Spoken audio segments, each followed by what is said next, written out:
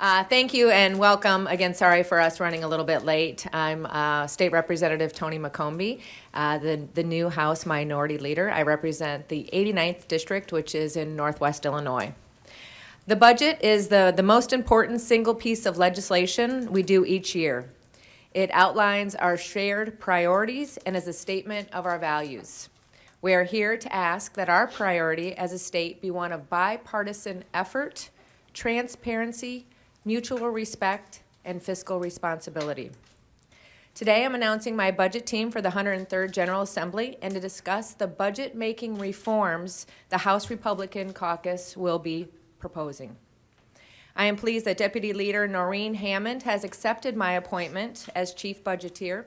Her in-depth experience in appropriation and policy makes her the best person for this important role.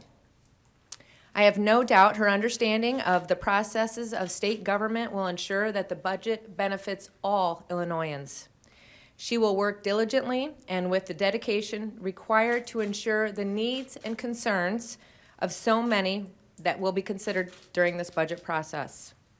Deputy Leader Hammond knows better than anyone that throwing more money into the state coffers does not curb spending or make structural reforms.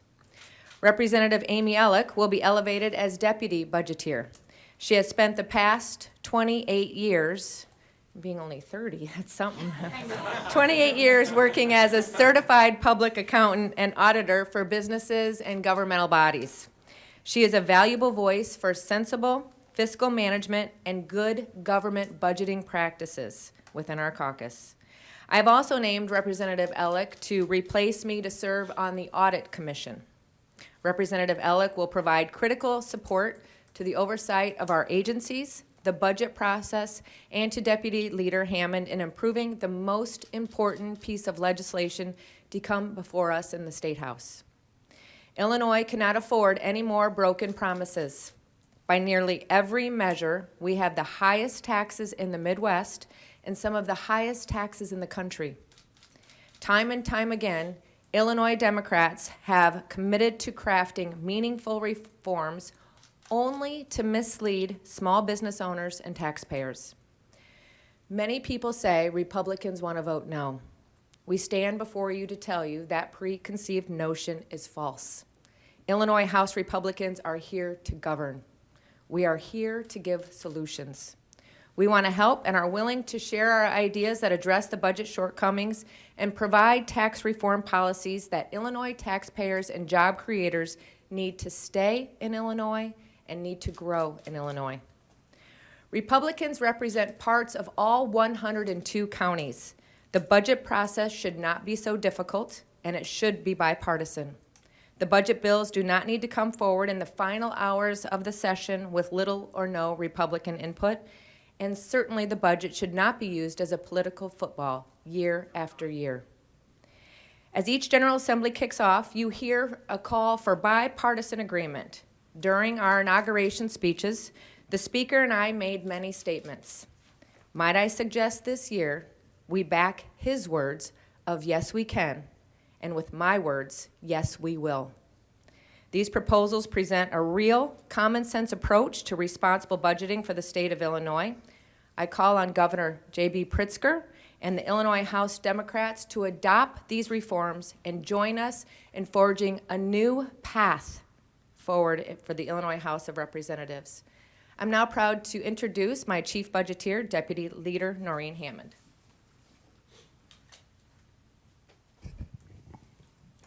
Thank you, Leader McCombie. Good morning and welcome. Thank you for being here. I am Noreen Hammond. I represent the 94th District in this House of Representatives. I live in Macomb. My district encompasses all or part of 13 counties in the state. Beyond my role as Deputy Leader for the House Republicans, I am honored to have been named a few days ago as Chief Budgeteer for our caucus by our leader, Tony McCombie. As a longtime member of the Higher Education Appropriations Committee, I have a strong record of working across the aisle, as we have done in the past, to increase funding for our universities and community colleges, aid in helping to address the teacher shortage in the state of Illinois, and in creating a fairly funded K through 12 education budget. I will work tirelessly to ensure that the budget benefits all the citizens of Illinois and ensures their needs and concerns will be considered in the budgeting process. The reforms which we will be advocating for in the coming weeks include adopting a revenue estimate and budget based off of that revenue estimate, holding real, meaningful budget hearings which respect minority voices and provides for public input and transparency. Requiring balanced budgets, that's our goal. Restoring quarterly bipartisan briefings by the administration to the Bipartisan Legislative Budget Oversight Commission. These briefings were eliminated last spring after then Representative Tom Demmer and I asked some tough questions about how the administration was spending the COVID relief dollars from the federal government. Respecting voters' decisions to overwhelmingly reject the graduated income tax hike. Give taxpayers real tax reform. Eliminate the franchise tax on employers, property tax relief for families and businesses, reduce the harmful impacts of the estate tax on our family farms. Finally, returning excess income tax collections to the taxpayers instead of sweeping it to be used to fund things like politicians' pay hikes. I could not be more prouder than to lead this budget team and to introduce my Deputy Budgeteer, Representative Amy Ellick. Good morning. My name is Amy Ellick, and I am the state representative for the 111th District. My hometown is Alton, and I represent part of Madison County. As a certified public accountant, I know firsthand the importance of good budgeting practices and accountability. With inflation seriously impacting every family's household budget, our constituents rely on their elected representatives to enact a state budget that is responsible, balanced, and transparent, without gimmicks and shell games, so that state taxes and fees do not cause even greater financial hardships than they're already facing. With federal funding sources related to COVID drying up, we fear that the budgetary house of sand built by unchecked spending will soon crack. Increasing revenues have not solved the systemic and structural fiscal issues in the state of Illinois. Democrats have backtracked on some of the most effective tax reform proposals they once promised to support. Democrats reinstated the phased-out repeal of the franchise tax that Republicans negotiated and delayed the implementation of the Republican-led Blue Collar Jobs Act after the voters resoundingly rejected the Democrats' fair tax at the ballot. Now Senate Democrats are working to revive the failed fair tax and other income tax schemes, threatening our already frail business climate. Now, we know it's not enough just to oppose bad budgetary ideas. We also need to explain what Republicans stand for. To do that, I'm going to pass this off to Representative Martin McLaughlin. Thank you. Good morning. And yes, I was the reason we were late, but it was thanks to a very long train. So business is being done across Illinois, hopefully in Illinois soon. So thank you. My name is Martin McLaughlin. Good morning, everyone. I am a state representative from the 52nd District. I live in Barrington area. Like many Illinois taxpayers, I watched in complete dismay as the House Democrats passed a inflation, economy, pay raise to politicians, twice the rate of inflation, nearly 17%. We shouldn't support giveaways to politicians while Illinois families suffer under record high inflation, high energy prices, high food costs, and now, as we've heard this morning, the threat of higher income taxes under new proposals from the Democrats. I can't help but mention the governor in his inaugural address did state that due to his flowery forecasts on our budget that we were able to provide temporary tax relief, and perhaps in his speech he said maybe even permanent tax relief. This current proposal flies into the face of those comments. I think it would be inappropriate not to, as an outside businessman, recognize the budgeting process is completely broken here in Springfield. Setting and adhering to a revenue estimate is not only constitutionally required, but it's also the critical first step to responsible budgeting. Unfortunately, the Illinois House Democrats have repeatedly failed in this standing practice. Adopting and adhering to revenue estimates provide the General Assembly and those that rely upon us, advocates, community leaders, local governments, and residents, a framework for what to expect during a budget negotiation. It also makes it more difficult once you state publicly what your revenue estimate is for the majority party to sneak in last-minute revenue and budget changes in the final hours of session. Among other tax reform proposals that you will hear from us today, we urge House Democrats to create and adhere to this revenue estimate for state budgeting purposes. Receiving a 3,000-plus page budget in the wee hours of the morning with no public input, no ability to review what's in, and no public hearing is really not a way to run government efficiently. We need to change that.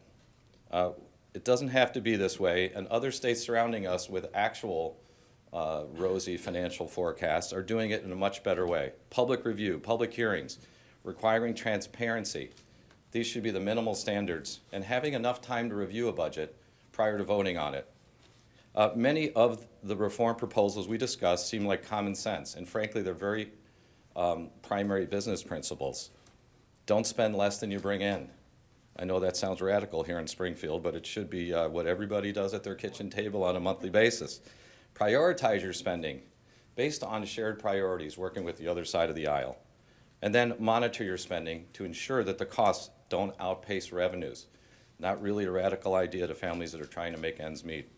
With more common sense adopting these kinds of good government reform measures, we can make real progress addressing Illinois' fiscal challenges and restoring trust with taxpayers and job creators and businesses that we need to attract more than ever to grow our revenue base in Illinois. I'll now hand this over to one of our new members of the caucus, Representative Travis Weaver. Thank you. It's Marty or Martin? Martin, but Around the my friends news, call me around Martin. the news. Martin's my formal name. Thank you. Thank you very much, Representative. My name is Travis Weaver, and I'm the state representative of the 93rd District, and I live in Peoria County. Before being elected to the Illinois House last fall, I served in finance and strategy roles at Caterpillar, while also investing in and playing an executive role in various startup businesses. This experience as a young entrepreneur working with both startups and a Fortune 100 company afforded me a unique perspective to work with both very large and very small employers to understand the different challenges that each face. Whether it's a business with 100,000 people or a business working to hire their first employee, all these job creators share a common call for tax reform in Illinois. High taxes, high energy prices, and an overly cumbersome regulatory environment present barriers to entry that many small businesses, like the ones that I work with, struggle to overcome their hopes to grow here in their founding state of Illinois. They want to grow here. They want to be based here. We need to empower them to do so. If we want to grow our way out of this financial mess, we need entrepreneurs. We need those risk takers. We need those homegrown heroes. And we need tax reform to keep them here and keep them growing here in Illinois. Tax reform must accompany an improved budget-making process. Every dollar spent is at some point a dollar taxed. And if it's spent with accumulating debt, it's taxed with interest. Last year, Illinois lost 104,437 people. That's like losing the entire city of Peoria. That's like losing all of Oak Lawn and Oak Park combined. We have to turn this around and start growing by those numbers, not shrinking by them. Disciplined spending is the first building block to a successful Illinois because competitive taxes and smart spending spur more growth, which spreads out the burden on all of us. Illinois House Republicans, under the leadership of Leader Tony McCombie, will work to bring about real reform to high taxes and the anti-job growth policies that we see coming out of the supermajority when the bailouts bottom out. Thank you, Leader McCombie, and thank you to our budget team. I know I speak for all of us when I say, let's get to work.